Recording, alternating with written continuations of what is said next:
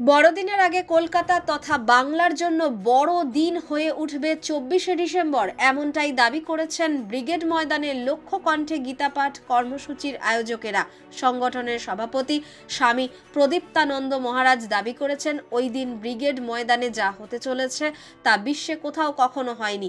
এত মানুষের সমাগমে একত্রে গীতাপাঠ বিশ্ব রেকর্ড তৈরি করবে।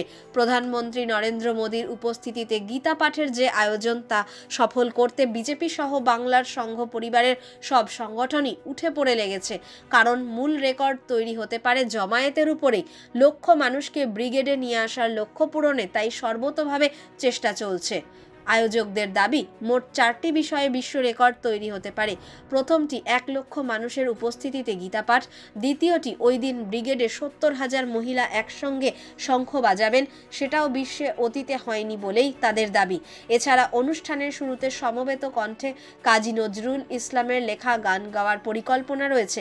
দাবি করা হয়েছে 60,000 জন একত্রে গাইবেন হে পার্থ সারথি, বাজাও বাজাও পাঞ্চজন্য শঙ্খ গানটি।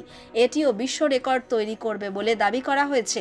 এছাড়াও একসঙ্গে প্রায় 1,500 সাধু সন্ত ওই দিন ব্রিগেড ময়দানে শান্তি স্তোত্র পাঠ করবেন, এটিও নাকি বিশ্ব রেকর্ড হবে।